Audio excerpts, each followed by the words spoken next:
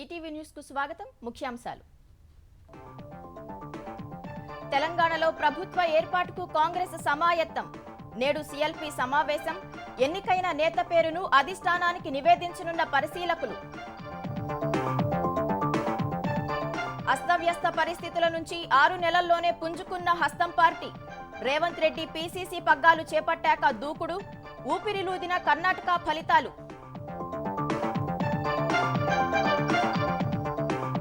భారాస పరాభవానికి పలు కారణాలు. కొంపముంచిన సిట్టింగులపై వ్యతిరేకత. నిరుద్యోగులు, యువతలో అసంతృప్తిని తొలగించడంలో వైఫల్యం. 3 రాష్ట్రాల్లో విజయంతో భాజపాలో నవోత్సాహం. సార్వత్రిక సమరానికి ముందు ప్రధాని మోదీకి కొత్త బలం. కాంగ్రెస్ పై మరింత పెరిగిన ఒత్తిడి. నేటి నుంచి పార్లమెంటు శీతాకాల సమావేశాలు. సభల ముందుకు క్రిమినల్ చట్టాల బిల్లులు. తృణమూల్ ఎంపీ అంశంపై దుమారం రేగే అవకాశాలు. ఆంధ్రప్రదేశ్ దిశగా దూసుకొస్తున్న తుపాను. రేపు మధ్యాహ్నంలోగా దివిసీమ సమీపంలో తీరం దాటే అవకాశం.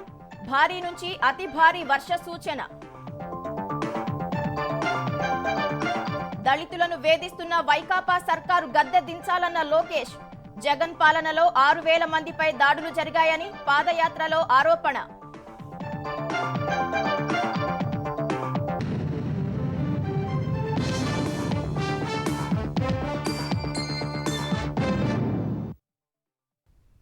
తెలంగాణ అసెంబ్లీ ఎన్నికల్లో స్పష్టమైన విజయాన్ని సొంతం చేసుకున్న కాంగ్రెస్ పార్టీ ప్రభుత్వ ఏర్పాటుకు సిద్ధమైంది. ఈ మేరకు రాత్రి గవర్నర్ను కలిసి ప్రభుత్వ ఏర్పాటుకు ఆహ్వానించాలని కోరింది. ఈ ఉదయం 9:30కు జరిగే సీఎల్పీ భేటీలో ఎమ్మెల్యేలంతా కలిసి తమ నేతను ఎన్నుకోనున్నారు. తర్వాత అధిష్టానంతో సంప్రదించి ముఖ్యమంత్రి అభ్యర్థి పేరును గవర్నర్కు తెలియజేస్తారు. టీపీసీసీ అధ్యక్షుడు రేవంత్ రెడ్డిని సీఎంగా ఖరారు చేసినట్లు సమాచారం. అయితే భట్టి విక్రమార్కతో పాటు పలువురు సీనియర్లు పోటీ పడుతున్నందున సీఎల్పీ భేటీ తర్వాతే అధికారికంగా సీఎం అభ్యర్థి పేరు వెలువడే అవకాశం ఉంది. మార్పు కావాలి, కాంగ్రెస్ రావాలి అంటూ ఆ పార్టీ చేసిన నినాదాన్ని తెలంగాణ ప్రజలు నిజం చేశారు. మొత్తం 119 స్థానాలకు 64 సీట్లు ఇచ్చి అధికారాన్ని కట్టబెట్టారు. భారాస 39 సీట్లకే పరిమితమై డీలా పడింది. మెరుగ్గా సీట్లు పొంది కింగ్ మేకర్ కావాలనుకున్న భాజపా 8 సీట్లకే పరిమితమైంది. సిపిఐ పోటీ చేసిన ఏకైక స్థానం కొత్తగూడెంలో ఆ పార్టీ రాష్ట్ర కార్యదర్శి కూనంనేని సాంబశివరావు విజయం సాధించారు. 108 స్థానాల్లో పోటీ చేసిన బీఎస్పీ, 19 స్థానాల్లో పోటీ చేసిన సిపిఎం, 8 చోట్ల పోటీ చేసిన జనసేన డిపాజిట్లు కోల్పోయాయి. ఈ ఎన్నికల్లో 39 సీట్లు గెలిచిన భారాస 65 చోట్ల 2వ స్థానంలో నడిచింది. 13 చోట్ల 3వ స్థానంలోనూ, మలక్పేట, యాకుత్పురం నియోజకవర్గాల్లో 4వ స్థానంలో ఉంది. 64 సీట్లు గెలిచిన కాంగ్రెస్ 26 చోట్ల 2వ స్థానంలో నడిచింది. 25 చోట్ల 3వ స్థానానికి, 3 చోట్ల 4వ స్థానానికి, బహదూర్పురలో 5వ స్థానానికి పరిమితమైంది. 8 నియోజకవర్గాలను గెలుచుకున్న భాజపా 14 చోట్ల 2వ స్థానంలో నడిచింది. మిగిలిన 97 సీట్లలో 3, 4, 5, 6 స్థానాల్లో ఉంది.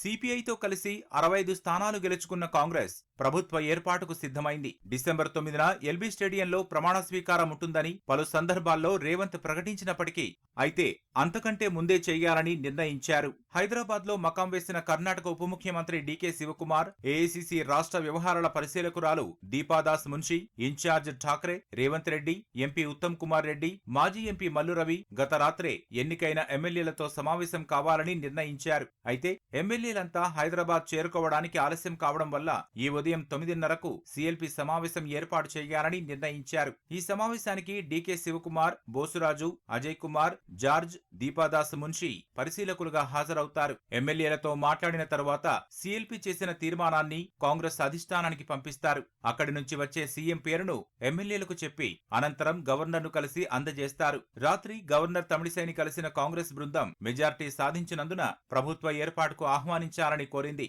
ఈ ఉదయం సీఎల్పీ భేటీలో సీఎం అభ్యర్థిని ఎమ్మెల్యేలు ఎన్నుకుంటారని సమావేశం తర్వాత చెప్పిన శివకుమార్ తర్వాత కొత్త సీఎం ప్రమాణ స్వీకారం ఉంటుందని చెప్పారు. We have claimed the formation of the government with 65 members in this new elected house. మరోవైపు తెలంగాణ ఎన్నికల ప్రధానాధికారి వికాస్ రాజ్ ఇవాళ గవర్నర్ను కలిసి గెలిచిన ఎమ్మెల్యేల జాబితా సమర్పిస్తారు. ప్రస్తుత అసెంబ్లీని రద్దు చేస్తూ గవర్నర్ నోటిఫికేషన్ ఇచ్చిన తర్వాత కొత్త ముఖ్యమంత్రి ప్రమాణ కార్యక్రమం ఉంటుంది. సీఎం ఒక్కరే ప్రమాణ స్వీకారం చేస్తారా లేక ఇంకెవరైనా ఉంటారా అన్నది ఇవాళ తేలనుంది. ప్రమాణ స్వీకారానికి అగ్రనేతలు ఖర్గే, రాహుల్ గాంధీ, ప్రియాంక హాజరయ్యే అవకాశమున్నట్లు తెలుస్తోంది.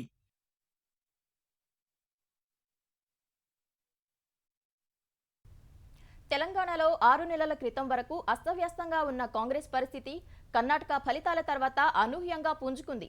భాజపా బలపడుతోందన్న భావన కాంగ్రెస్కు 3వ స్థానమే గతి అన్న అభిప్రాయాన్ని కొట్టిపారేస్తూ అసాధ్యాన్ని సుసాధ్యం చేసింది.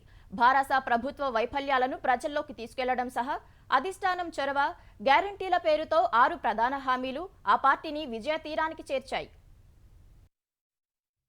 తెలంగాణను ఏర్పాటు చేసిన కాంగ్రెస్ పార్టీ తర్వాత వరుస పరాజయాలతో నైరాశ్యంలో మునిగిపోయిన వేళ రేవంత్ రెడ్డి 2021లో పీసీసీ అధ్యక్షుడయ్యారు. పార్టీని ఎలాగైనా అధికారంలోకి తేవాలన్న కసితో అప్పటి వరకు నిస్పృహలో ఉన్న శ్రేణుల్లో ఉత్సాహం నింపేందుకు ప్రయత్నించారు. ముఖ్యంగా యువ ఓటర్లను ఆకట్టుకోవడంలో సఫలీకృతులయ్యారని ప్రస్తుత ఫలితాలే చెబుతున్నాయి. ఆయన పీసీసీ పగ్గాలు చేపట్టాక కొన్ని చోట్ల వివిధ వర్గాల సమీకరణకు భారీ బహిరంగ సభలు నిర్వహించారు.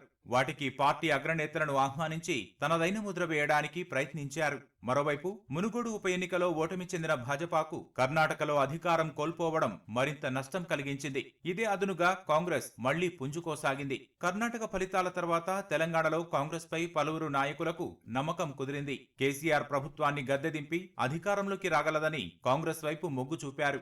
ఒకవైపు రేవంత్ తనదైన శైలిలో పార్టీని బలోపేతం చేసేందుకు ప్రయత్నించగా, మరోవైపు సీఎల్పీ నేత భట్టి విక్రమార్క రాష్ట్ర వ్యాప్తంగా పాదయాత్ర నిర్వహించారు. పొంగులేటి చేరిక, భట్టి పాదయాత్ర ముగింపు సందర్భంగా ఖమ్మంలో నిర్వహించిన భారీ బహిరంగ సభ కాంగ్రెస్ ను మరో మలుపు తిప్పింది. అప్పటి నుంచి కాంగ్రెస్ నాయకత్వం తెలంగాణపై మరింత దృష్టి సారించింది. భాజపా నాయకుల మధ్య అనైక్యత, బండి సంజయ్ ను రాష్ట్ర అధ్యక్ష పదవి నుంచి తప్పించడాన్ని అవకాశంగా తీసుకుని భారాస, భాజపా మధ్య సత్సంబంధాలున్నాయనే ఆరోపణల్ని కాంగ్రెస్ ప్రజల్లోకి విస్తృతంగా తీసుకెళ్లింది. దళిత బంధు, రుణమాఫీ, ఉద్యోగాల భర్తీ అంశాలతో పాటు పలువురు ఎమ్మెల్యేలపై ప్రజల్లో ఉన్న వ్యతిరేకతను అవకాశంగా తీసుకొని వేగంగా పావులు కదిపింది. గతంలో కాంగ్రెస్ అభ్యర్థుల ఎంపికలో పార్టీ రాష్ట్ర నేతలు తమ వర్గం వారికి ఇప్పించుకునే సంస్కృతి ఉండేది. రాహుల్ గాంధీ దీన్ని అడ్డుకొని తెలంగాణలో మరింత పక్కాగా అభ్యర్థులను ఎంపిక చేశారు. సర్వేల్లో బలమున్న నేతలకే టికెట్లు ఇవ్వాలని స్పష్టం చేశారు. దాని ప్రకారమే రాష్ట్ర స్క్రీనింగ్ కమిటీ, కేంద్ర ఎన్నికల కమిటీలు వడపోత చేపట్టి అభ్యర్థులను ఖరారు చేశాయి. గ్యారంటీ హామీలతో రూపొందించిన మేనిఫెస్టో కాంగ్రెస్ ను విజయం వైపు నడిపించింది. కర్ణాటక ఎన్నికల్లో ఆ పార్టీ ఇచ్చిన 5 గ్యారంటీ హామీలు సత్ఫలితాలు ఇవ్వగా తెలంగాణలో 6 హామీలతో గ్యారంటీ కార్డును రూపొందించారు. వీటిలో మహాలక్ష్మి పథకం కింద మహిళలందరికీ ఆర్టీసీ బస్సుల్లో ఉచిత ప్రయాణం, ప్రతి మహిళా బ్యాంకు ఖాతాలో నెలకు 2,500 జమ, 500కే వంట గ్యాస్ సిలిండర్ పంపిణీ వంటివి ఉన్నాయి. మంథని ఎమ్మెల్యే శ్రీధర్ బాబు అధ్యక్షతన కాంగ్రెస్ మేనిఫెస్టో కమిటీ అన్ని వర్గాలతో చర్చించి హామీలను రూపొందించడంలో పలు జాగ్రత్తలు తీసుకుంది. ఏడాదిలోగా ఖాళీగా ఉన్న దాదాపు 2 లక్షల ఉద్యోగాలను భర్తీ చేస్తామని హామీ ఇచ్చింది. తొలి మంత్రివర్గ భేటీలోనే మెగా డిఎస్సిని ప్రకటించి ఖాళీగా ఉన్న ఉద్యోగాలు, టీచర్ పోస్టులని భర్తీ చేస్తామని స్పష్టం చేసింది. జాతీయ స్థాయిలో అగ్రనేతలంతా రాష్ట్రానికి వచ్చి విస్తృతంగా ప్రచారం చేయడం కూడా కలిసొచ్చింది. గ్యారంటీ హామీలను ఖచ్చితంగా అమలు చేస్తామని అగ్రనేతలంతా పదే పదే చెప్పడంతో ప్రజలకు నమ్మకం కుదిరినట్లు అంచనా. 6 నెలల క్రితం వరకు ముఖ్య నేతలు కొందరు తమ మధ్య సఖ్యత లేదనిపించేలా ఒకరిపై ఒకరు విమర్శలు చేసుకునేవారు. ఎన్నికలు దగ్గర పడే కొద్దీ అధిష్టానం అందరినీ ఏకతాటిపైకి తెచ్చింది. పార్టీ రాష్ట్ర ఇన్ఛార్జిగా మాణిక్రావు ఠాకరేతో పాటు ఇతర రాష్ట్రాలకు చెందిన దీపాదాస్ మున్షి, రోహిత్ చౌదరి, మన్సూర్ అలీఖాన్ వంటి వారిని పరిశీలకులుగా పంపింది. వీరు 6 నెలలుగా ఇక్కడే ఉంటూ పార్టీ నేతల కదలికలపై అధిష్టానానికి నివేదించారు. క్షేత్రస్థాయిలో పార్టీని చక్కదిద్దే వ్యవహారమంతా అధిష్టానం నడిపించింది. కర్ణాటకలో ప్రస్తుతం మంత్రిగా ఉన్న బోసురాజు తెలుగు వ్యక్తి కావడంతో కార్యకర్తలు, నేతలతో అన్ని విషయాలు మాట్లాడి వాస్తవాలను ఢిల్లీకి చేర్చి సరిదిద్దేవారు. రాష్ట్ర ముఖ్య నేతలు చెప్పే మాటలపై ఆధారపడకుండా పార్టీ వార్ రూమ్ నుంచి నేరుగా ప్రజలకు ఫోన్ చేసి వాస్తవ పరిస్థితులను ఎప్పటికప్పుడు అధిష్టానం నేరుగా తెలుసుకుంది. ప్రతి స్థానంలో ఎవరికి గెలుపు అవకాశాలున్నాయనే సమాచారం సేకరించింది. ఆ మేరకు ఇతర పార్టీలకు వెళ్లిన నేతలను కాంగ్రెస్ లో చేర్చుకుని టికెట్లు ఇవ్వడం ద్వారా సత్ఫలితాలను సాధించింది. తెలంగాణ కాంగ్రెస్ కు జవసత్వాలు కూడగట్టిన రేవంత్ రెడ్డి నాగర్ కర్నూలు జిల్లా వంగూరు మండలం కొండారెడ్డిపల్లిలో 1968లో నవంబర్ 8న జన్మించారు. తల్లిదండ్రులు నరసింహారెడ్డి, రామచంద్రమ్మ వనపర్తిలో పాలిటెక్నిక్ చేశారు. తొలుత 2002లో తెరాసాలో చేరి కొంతకాలమే కొనసాగారు. ప్రత్యక్ష రాజకీయాల్లో తొలిసారి 2006లో జెడ్పీటీసీ స్థానానికి స్వతంత్ర అభ్యర్థిగా పోటీ చేశారు. కొండారెడ్డిపల్లి, అచ్చంపేట నియోజకవర్గంలో ఉన్న కల్వకుర్తి నియోజకవర్గంలోని మిడ్జిల్ మండలంలో కాంగ్రెస్ పార్టీకి వ్యతిరేకంగా ప్రతిపక్షాలను కూడగట్టి స్వతంత్ర అభ్యర్థిగా గెలుపొందారు. 2007లో స్థానిక సంస్థల ఎమ్మెల్సీ ఎన్నికల్లో మహబూబ్ నగర్ లో దాదాపు 100 ఓట్ల ఆధిక్యమున్న కాంగ్రెస్ పార్టీ అభ్యర్థిని ఓడించారు. 2008లో తెలుగుదేశంలో చేరారు. 2009లో కొడంగల్ నుంచి బరిలోకి దిగి కాంగ్రెస్ అభ్యర్థి గురునాథ్ రెడ్డిపై 6,989 ఓట్ల తేడాతో గెలిచారు. 2014 ఎన్నికల్లో రెండోసారి అక్కడే ఎమ్మెల్యేగా గెలిచారు. రాష్ట్ర విభజన నేపథ్యంలో 2017లో కాంగ్రెస్ లో చేరారు. 2018 అసెంబ్లీ ఎన్నికల్లో కొడంగల్ నుంచి కాంగ్రెస్ అభ్యర్థిగా పోటీ చేసి ఓటమి పాలయ్యారు. 2019 మేలో జరిగిన పార్లమెంటు ఎన్నికల్లో మల్కాజ్గిరి ఎంపీగా గెలుపొందారు. 2021లో టీపీసీసీ అధ్యక్షుడిగా పగ్గాలు చేపట్టిన ఆయన ప్రస్తుత ఎన్నికల్లో పార్టీని విజయపథంలో నడిపించారు. ఈ ఎన్నికల్లో మరోసారి కొడంగల్ నుంచి గెలిచారు. తెలంగాణలో భారత రాష్ట్ర సమితి హ్యాట్రిక్ కొట్టలేకపోయింది. వైరిపక్షాల కంటే ముందే అభ్యర్థులను ప్రకటించి ప్రచారాన్ని ప్రారంభించినా గెలుపు తీరాన్ని చేరలేకపోయింది. క్షేత్రస్థాయిలో వ్యతిరేకత ఉన్నప్పటికీ కొద్దిమందిని మినహాయిస్తే సిట్టింగులు అందరికీ అవకాశమివ్వడం భారాస ఓటమికి కారణమైంది. హామీలు పూర్తిగా అమలు చేయకపోవడం, ఉద్యోగ నియామకాలు, దళిత బంధు, ధరణి పోర్టల్, ఉద్యోగుల్లో వ్యతిరేకత, మేడిగడ్డ ఆనకట్ట కుంగటం, అవినీతి ఆరోపణలు కేసీఆర్ సర్కారుకు చిక్కులు తెచ్చిపెట్టాయి. తెలంగాణలో వరుసగా మూడోసారి అధికారంలోకి రావాలనే భారాస ఆశలు నెరవేరలేదు. 2018 ఎన్నికల్లో ఏకంగా 88 సీట్లు సాధించిన గులాబీ పార్టీ తర్వాత ఇతర పార్టీల నుంచి వచ్చిన వారితో ఏకంగా 104కు చేరిన తాజా ఎన్నికల్లో 39 స్థానాలకు మాత్రమే పరిమితమైంది. ప్రభుత్వ వ్యతిరేకతకు తోడు పార్టీ పరంగా జరిగిన తప్పిదాలు కారు పార్టీకి ఓటమి తెచ్చిపెట్టాయి. మూడోసారి కావడంతో ప్రభుత్వ వ్యతిరేకత స్పష్టంగా కనిపించింది. 2018 తరహాలో అభ్యర్థులను ముందుగానే ప్రకటించిన భారాస ప్రచారాన్ని కూడా ముందే ప్రారంభించింది. అయితే పార్టీ మేనిఫెస్టోకు ప్రజల నుంచి అంత స్పందన రాలేదు. కాంగ్రెస్ ఇచ్చిన గ్యారంటీలు సాధ్యం కావంటూ అదే తరహాలో హామీలు ఇవ్వడం ఫలితాన్ని ఇవ్వలేదు. పెద్ద సంఖ్యలో సిట్టింగ్లకు టికెట్ ఇవ్వడం కూడా కొంపముంచింది. సిట్టింగులపై క్షేత్రస్థాయిలో వ్యతిరేకత ఉన్నా ఇతర పార్టీల్లో బలహీనతలు, కేసీఆర్పై విశ్వాసంతో వాటిని అధిగమించవచ్చనే అంచనాలు తలకిందులయ్యాయి. సిట్టింగు ఎమ్మెల్యేల్లో మెజార్టీ అభ్యర్థులకు ఓటమి తప్పలేదు. కేసీఆర్ పాలన సామర్థ్యం, 9.5 అభివృద్ధి, సంక్షేమాన్ని చూసి ఓటేయాలన్న ప్రచారం అంతగా పనిచేయలేదు. వ్యూహాత్మకం అంటూ గజ్వేల్తో పాటు కామారెడ్డిలో పోటీ చేసిన కేసీఆర్ ఒకచోట ఓడిపోయారు. మంత్రులు ఎర్రబెల్లి, ఇంద్రకరణ్ రెడ్డి, పువ్వాడ అజయ్, నిరంజన్ రెడ్డి, శ్రీనివాస్ గౌడ్, కొప్పుల ఈశ్వర్ కూడా ఓటమి చవిచూశారు. కుటుంబ పాలన, అహంకార పూరిత వైఖరి అంటూ ప్రత్యర్థులు చేసిన ప్రచారం కొంతవరకు ప్రజల్లోకి వెళ్లడంతో మార్పు తప్పలేదు. మంత్రులు, ఎమ్మెల్యేలనే కేసీఆర్ కలవరనే ప్రచారం భారాసపై నెగటివ్ టాక్ ను పెంచింది. గ్రూప్ 1, గ్రూప్ 2 ఇతర నియామక పరీక్షల నిర్వహణలో టీఎస్పీఎస్సీ వైఫల్యం భారాస మెడకు చుట్టుకుంది. అగ్నికి ఆజ్యం పోసినట్లు వివిధ అంశాలపై యువతలో ఉన్న వ్యతిరేక భావనను ప్రశ్నపత్రాల లీకేజీలు మరింత పెంచాయి. కాళేశ్వరం ప్రాజెక్టును ఘనంగా చెప్పుకునే భారాసకు మేడిగడ్డ బ్యారేజీ కుంగిపోవడం పెద్ద ఎదురుదెబ్బ అయింది. సరిగ్గా ఎన్నికల సమయంలో మేడిగడ్డ దెబ్బతినడం, కాళేశ్వరం ప్రాజెక్టులో అవినీతి, నాణ్యతాలోపమంటూ కాంగ్రెస్, భాజపా గట్టిగా ప్రచారం చేయగలిగాయి. భాజపా, భారాస ఒకటేనంటూ కాంగ్రెస్ చేసిన ప్రచారాన్ని ప్రజలు కొంతవరకైనా నమ్మి ఉంటారని విశ్లేషకులు అంటున్నారు. ముఖ్యంగా ఢిల్లీ మద్యం కేసులో కవితను అరెస్టు చేయకపోవడం ఈ ప్రచారానికి బలం చేకూర్చినట్లు భావిస్తున్నారు. తమతో పొత్తు పెట్టుకునేందుకు కేసీఆర్ ప్రయత్నిస్తే తిరస్కరించామని, కేటీఆర్ను సీఎం చేయాలని భావిస్తున్నారంటూ ప్రధాని మోదీ చేసిన వ్యాఖ్యలు ప్రభావం చూపాయి. పైలట్ రోహిత్ రెడ్డి, ఇతర ఎమ్మెల్యేలను కొనుగోలు చేసేందుకు బిఎల్ సంతోష్, అమిత్ షా, ఇతర భాజపా నేతలు కుట్ర చేశారంటూ తీవ్ర ఆరోపణలు చేసిన కేసీఆర్ తర్వాత వాటి ఊసే ఎత్తలేదు. తెలంగాణకు తెరాసనే శ్రీరామరక్ష అని, జాతీయ పార్టీలు రాష్ట్ర ప్రయోజనాల విషయంలో నిక్కచ్చిగా ఉండలేవంటూ గతంలో ప్రచారం చేసిన గులాబీ పార్టీ పేరును భారాసగా మార్చడం కూడా ప్రతికూల ప్రభావం చూపిందని అంచనా. కేసీఆర్ తెలంగాణను వదిలేసి జాతీయ రాజకీయాలకు వెళ్తారన్న సంకేతాలు కూడా వెళ్లినట్లు చెబుతున్నారు. ప్రభుత్వ ఉద్యోగులు, ఉపాధ్యాయులు, ఆర్టీసీ కార్మికుల్లో అసంతృప్తి భారాస ఓటమిలో భాగమై ఉండొచ్చని అంచనా. టికెట్లు ప్రకటించగానే పెల్లుబికిన అసమ్మతి, అసంతృప్తిని భారాస చల్లార్చలేకపోయింది. పలువురు ఎమ్మెల్యేలు, ఎమ్మెల్సీలు, సీనియర్ నేతలు కూడా పార్టీని వీడి వెళ్లిపోయారు. పోలింగ్ సమీపిస్తున్న కొద్దీ కాంగ్రెస్కు అనుకూల సానుకూల టాక్ పెరగ్గా దాన్ని కౌంటర్ చేయడంలో భారాస విఫలమైంది. రాష్ట్ర వ్యాప్తంగా 96 ప్రజా ఆశీర్వాద సభలు నిర్వహించినప్పటికీ కేసీఆర్ ప్రసంగాలు ప్రజలను ఆకట్టుకోలేకపోయాయని రాజకీయ వర్గాలు భావిస్తున్నాయి. 2018 ఎన్నికల్లో ఇచ్చిన హామీలు పూర్తి అమలు చేయకపోవడంతో పాటు ఇతర కారణాలు కూడా భారాసపై ప్రజల్లో వ్యతిరేకత పెంచాయి. నిరుద్యోగ భృతి అమలు చేయకపోగా ఉద్యోగ నియామకాల అంశం పెద్ద ఇబ్బందికరంగా మారింది.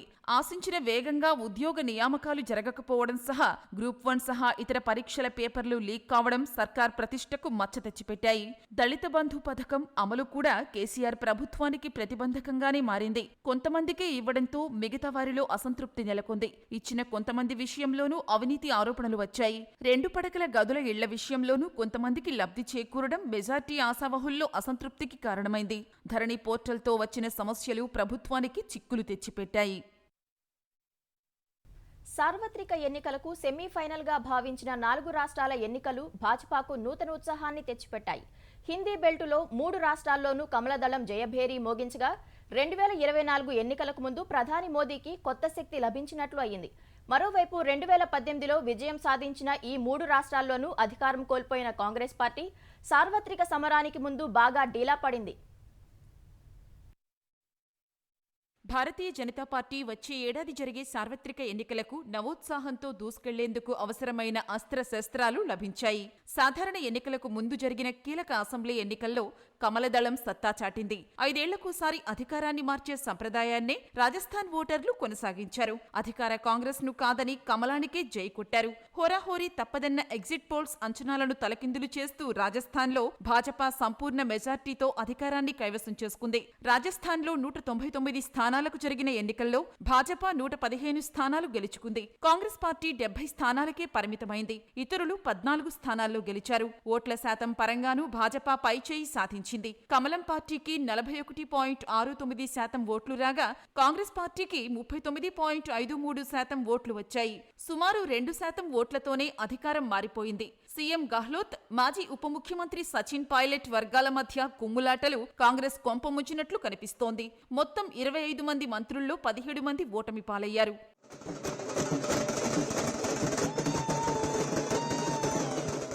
2003 నుంచి మధ్యలో 2 ఏళ్లు మినహా 18 ఏళ్ల పాటు మధ్యప్రదేశ్లో అధికారంలో ఉన్న భారతీయ జనతా పార్టీ మరోసారి అధికారం చేజిక్కించుకుంది. ఎగ్జిట్ పోల్స్ అంచనాలకు మించి మెజార్టీ సొంతం చేసుకుంది. మధ్యప్రదేశ్లో 230 నియోజకవర్గాలు ఉండగా భాజపా ఏకంగా 163 స్థానాల్లో జయకేతనం ఎగురవేసింది. కాంగ్రెస్ పార్టీ 66 స్థానాల్లో మాత్రమే గెలిచింది. భారత్ ఆదివాసీ పార్టీ 1 స్థానంలో విజయం సాధించింది. ఓట్ల శాతంలోనూ భాజపా సత్తా చాటింది. ఏకంగా 48.55% ఓట్లు కొల్లగొట్టింది. కాంగ్రెస్ పార్టీ 40.4% ఓట్లు సాధించింది. 18 ఏళ్లు అధికారంలో కొనసాగుతున్న భాజపాకు మధ్యప్రదేశ్ ప్రజలు మరో 5 ఏళ్లు పాలనా పగ్గాలు కట్టబెట్టడంతో సంబరాలు అంబరాన్ని అంటాయి.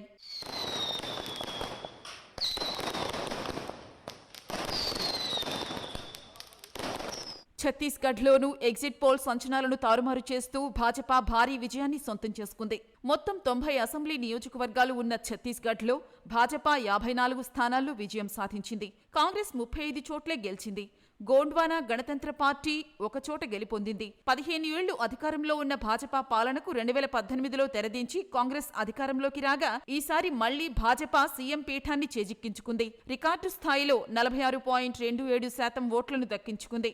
కాంగ్రెస్ పార్టీ 42.23%కి పరిమితమైంది. మహదేవ్ బెట్టింగ్ యాప్ కుంభకోణంలో ముఖ్యమంత్రి భూపేష్ బఘేల్ పైనే ఆరోపణలు రావడం కాంగ్రెస్ కొంపముంచిందని రాజకీయ విశ్లేషకులు భావిస్తున్నారు. 4 రాష్ట్రాల ఎన్నికల ఫలితాలు భాజపాలో జోష్ నింపాయి. దేశంలో భాజపా అధికారంలో ఉన్న రాష్ట్రాల సంఖ్యను 12కు పెంచాయి. మరో 4 రాష్ట్రాల్లో సంకీర్ణ ప్రభుత్వంలో కమలదళం కొనసాగిస్తోంది. మరోవైపు తెలంగాణలో అధికారం దక్కించుకున్నప్పటికీ రాజస్థాన్, ఛత్తీస్గఢ్ను కోల్పోవడంతో కాంగ్రెస్ చేతిలో ఇప్పుడు 3 రాష్ట్రాలే మిగిలాయి. ఉత్తర భారత్లో ఆమ్ ఆద్మీ పార్టీ రెండో అతిపెద్ద జాతీయ పార్టీగా అవతరించింది. వచ్చే లోక్సభ ఎన్నికలకు సెమీఫైనల్స్ గా భావించిన తాజా శాసనసభ ఎన్నికల ఫలితాల్లో భాజపా విజృంభించింది.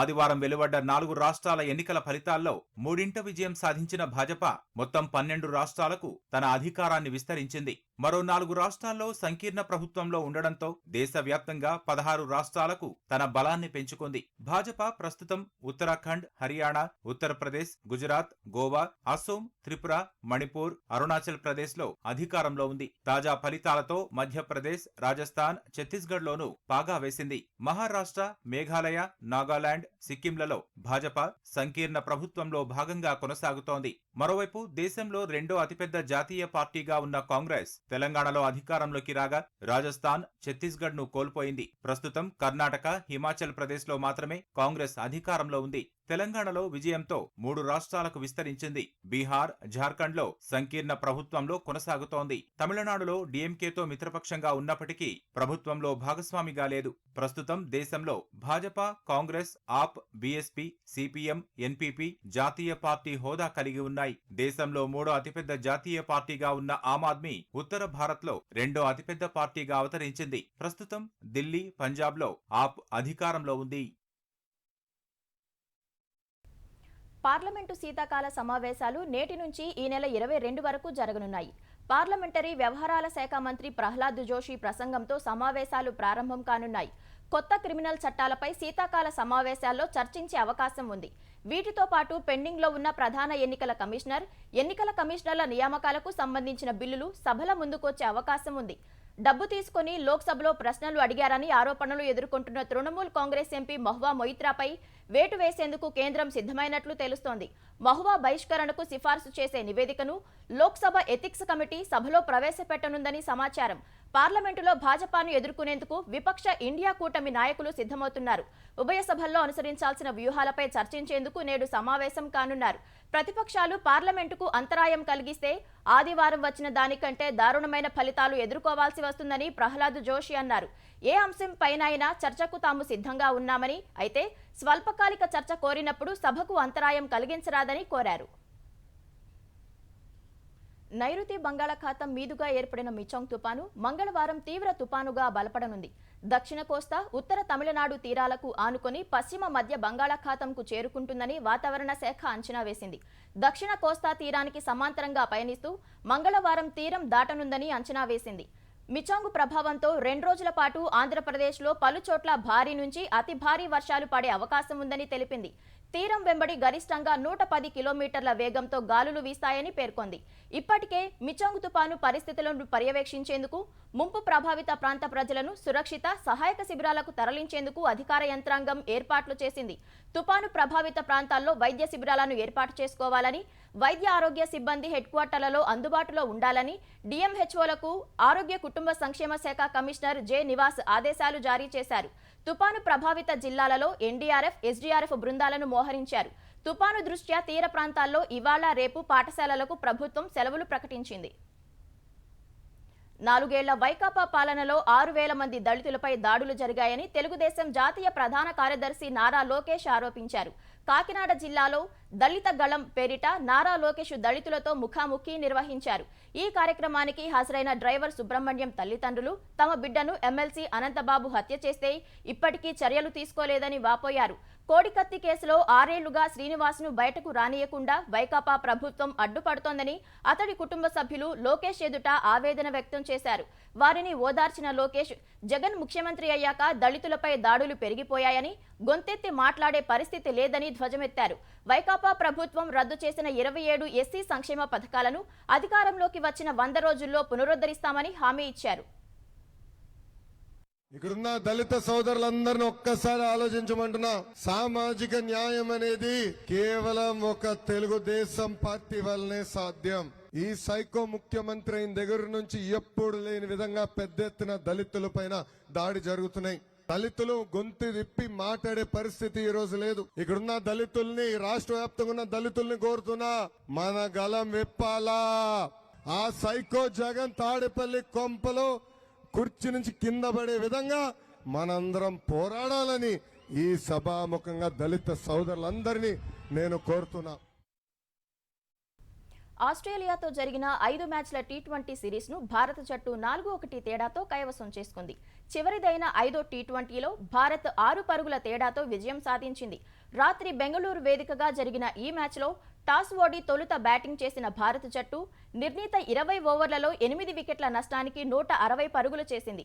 భారత్ బ్యాటర్లలో శ్రేయస్ అయ్యర్ అర్ధశతకం సాధించాడు. అక్షర్ పటేల్ 31 పరుగులతో రాణించాడు. అనంతరం బ్యాటింగ్కు దిగిన ఆస్ట్రేలియా 20 ఓవర్లలో 8 వికెట్లు కోల్పోయి 154 పరుగులు మాత్రమే చేసింది.